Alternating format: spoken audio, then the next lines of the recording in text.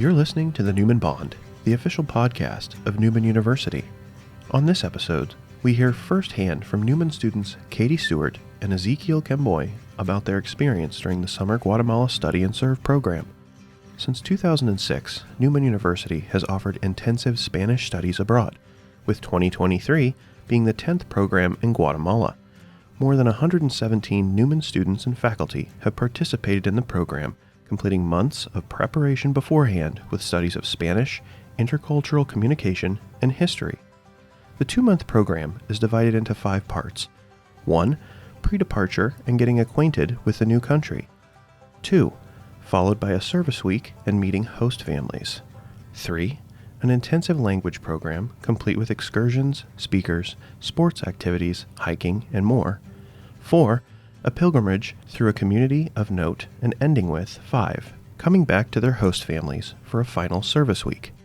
In this episode, Katie and Ezekiel will share insights about the culture and traditions found in Guatemala, what it was like to immerse themselves in another language with host families, their biggest takeaways, and how to get the most out of the experience. So today we are going to do an overview of the history of Guatemala, our service week, what school was like, the excursions, and the community of Guatemala. So some of the basics of the country. The capital is Guatemala City, as located there in Central America. The population as of last year was 17.3 million. The main language is Spanish, though as Profe said, there's about 26 indigenous languages as well. And the currency is quetzals, which $1 is equal to about 7 quetzals, so it's pretty strong. So, with the history of Guatemala, the Maya were the original people of Guatemala, like Profe said, and their culture all the way to today, despite what they have been through, is still very evident in their weaving and textiles, the clothing that both the men and women wear, but predominantly with the women, their skirts, their headdresses, all very colorful and seen throughout the country. Paches, one of the foods that is to Guatemala, consisting of mashed potatoes with some meat in the middle that is wrapped in leaves and cooked, which we ate multiple times with our host families. And then burial rituals is another example. Rituals that originated with the original Maya people that continue through to today.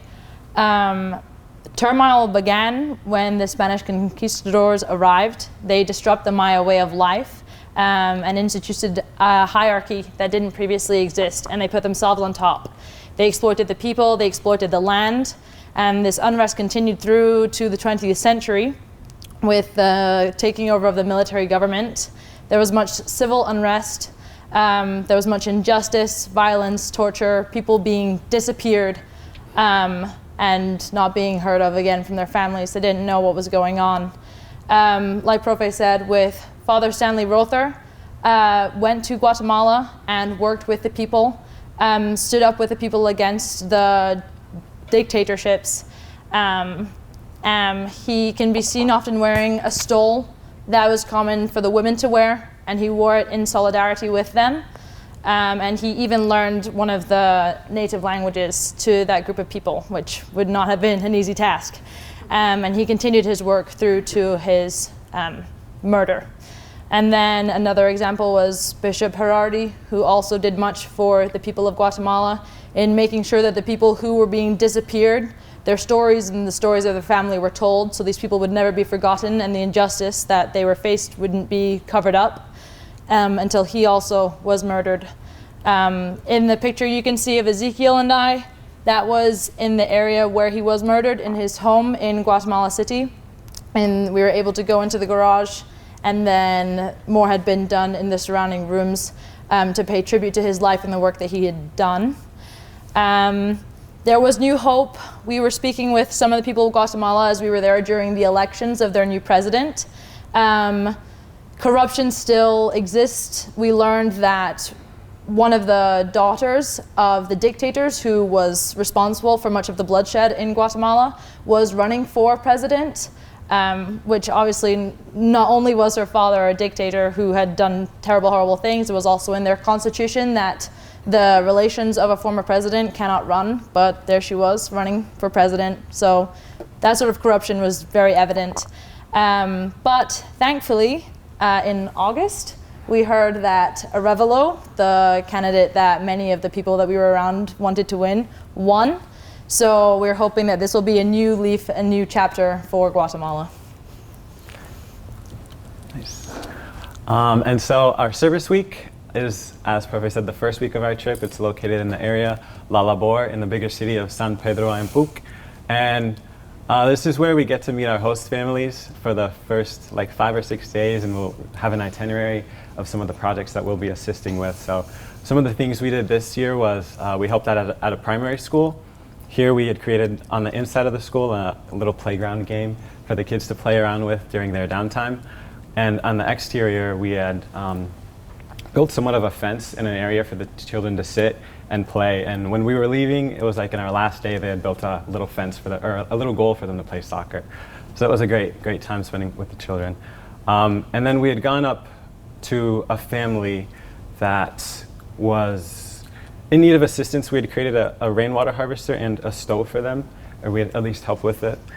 Because they say that in Guatemala there's really only 2 seasons, when it's raining and when it's not raining. So the rainwater harvester was really good for them to be able to collect a lot of rain and to be able to use it for whatever they needed. And as well as the stove construction took a little bit of time, but yeah, it was an interesting concept. And then as well as the clinic, I personally didn't get to help out with that, so Katie will be speaking to you about that. So yes, I was able to visit the clinic that was in the area of La Labor. Not Sister Danny, I'm sorry, Dr. Adela, apologize. Dr. Adela is a physician down there, and she runs pretty much the clinic in all that it does. It serves great purpose in its community and is able to provide healthcare to those who it may not be accessible without. It was a very nice clinic. So I was able to stay there. I worked in the lab for a day, and I was able to watch them drawing blood and then running it through the different tests and then seeing what was causing the person their issues. So that was really, really cool to see, especially as someone who's hoping to study medicine in the future. And then another thing that Brittany and I did was that we traveled to multiple schools surrounding the La Labor area, and we put on a dental clinic with them. So once a month, the part of the project, what they do is they do a fluoride program, and they travel to the different schools. And the schools that we were visiting, it was very eye-opening to see what they look like. For example, it would just be one room with as many children as you could possibly have in that room there, of all different ages. And then maybe a play area, and that was it. It's not the type of school that you would see in Wichita. So that was very eye-opening, but the children were just so joyful and loving. One of the funny things that happened was one of the children asked Brittany and I if they could have our autograph. And then all of the children wanted that, so they all got in line with their pen and paper, and Brittany and I were just signing our name and, writing notes and stuff. So that was just an incredible experience to have. And then we would also walk around with the fluoride, and we would put it in each of the children's mouths. They'd swirl it around, and it was a lot of fun. And it was great that we were able to bring that to them. So a really, really good week. And then Pe Eleku, the shortened version. So Profe gave a brief overview, but this was the majority of our trip. We would spend Monday through Friday, 8 till 1 you can sort of see what it looks like, a house that had been converted into a school. There are outdoor desks and indoor desks, depending on which teacher you had for that given week. And we would do vocabulary and writing and reading. My favorite part was conversation. I would love it when the teacher we would just sit and talk for hours. And it was great because I was able to practice my Spanish, and that's what I found worked best for me in increasing my abilities with the language. And then we would have our break. A lot of it was spent playing hacky sack with the seminarians, which was great, and foosball, which I'm surprised we didn't break the foosball table by the end of our time there because it got pretty aggressive. But it was a great time. You could stay with a teacher an extra week if you wanted to. You could switch teachers midway through, which none of us had to do because all of the teachers there were absolutely wonderful and were very talented in what they did. And then The afternoons were spent with excursions, which Ezekiel will get into, but the other picture is of Ezekiel and I with our certificates at the end of our stay there, smiling faces, ready to move on. Graduate. But it was very good, and we're very grateful to the school and the skills that we gained with it. So yeah, after we had that 8 to 1 class, we'd go home for lunch at 1 o'clock, and then usually at 2 or 3, we'd have to be back at the school for either a documentary, a conference, a testimony, or an educational movie, or my personal favorite, the excursions. So we would, at PLQ, we would either go to like a local town or a neighboring municipality, and we would really learn a lot about the history there. Our tour guide was he was a participator in the armed conflict, so he would tell us a lot about, like, oh, I spent so and so much time in this area fighting, and it was very interesting to learn about the history of the place and kind of what went down. Other things we would do would go to like natural water springs. There was 2 specific ones, Las Fuentes Georginas and Las Aguas Amargas, and it was just a great time to spend relaxing in the mineral water. Another one we would. Apart from that, we would go on hikes every now and then, usually on Saturdays. So this one was my personal favorite. We hiked about, I think, we gained about 1,300 feet in elevation, hiking up an old volcano, and then in the crater of the volcano was this sacred body of water. And so there would be people down there either praying or doing tributes or dedications to people who have passed on in their lives. And it was really beautiful. And then almost every Wednesday, we also played soccer, which was a very great experience. And then for group traveling, we had a lot smaller group. There was only really the 5 of us, and so we had a lot. There was advantages to that. We could like go and eat wherever we wanted, or go to do some specific activities that a bigger group wouldn't have been able to do. Though some of the things was Lake Santiago Atitlan, where Father Stanley Rother spent his time ministering. Though we would also go to markets and visit a lot of churches. Since Guatemala is predominantly Catholic, there's a whole lot of Catholic churches that you can go to and just visit. It was very nice. And also we went to Antigua, which is a very large city, very beautiful city. And as Profe said previously, we went to the Mayan ruins as well in Tikal. And then community. So, like I said, the people of Guatemala are incredibly joyful, loving, welcoming, generous, regardless of what they have been through.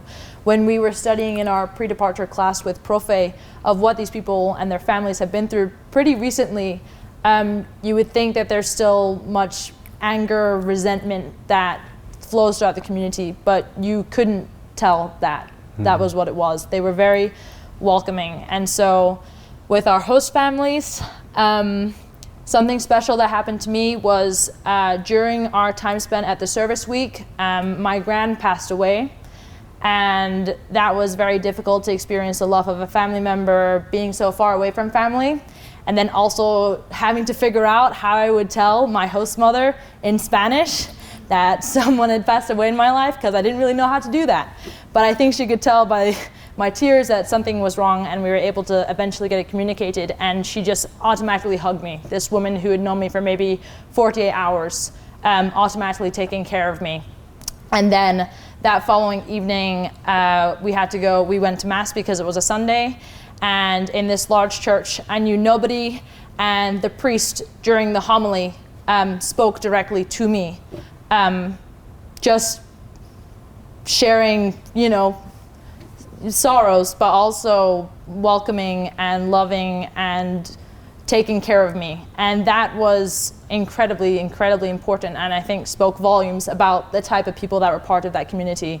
People coming up to me after Mass with gifts and saying sorry, and even though I didn't understand what they were saying for a lot of it, you could tell. And so that was very special to me. And then also the picture with the children right here, that is the family that Zeke talked about, that we went to their house. We helped with the stove and with the rainwater harvester. But again, these people that don't know us, welcoming us into their homes, being kind, giving us food, playing with us, showing us around, just these strangers. So a lot of very special interactions happened when we were down there, just welcoming us. So if you want to speak more on it. Yeah, It was really nice. It was a great experience overall. I know with the seminarians we also had, we had the option to attend their daily mass since they would have mass every single day. So I personally am not Catholic, though I enjoyed learning about the faith and really just participating and seeing everything about the guys and about the faith and their dedication. It was motivating. And we also got to have mass in the oldest church in Central America, which is located not too far from the school. So it was really a great experience, spending time with these guys that I hadn't known, and really just the people of Guatemala. It was a wonderful time. And yeah, I think that's all. Yeah. That is all we have.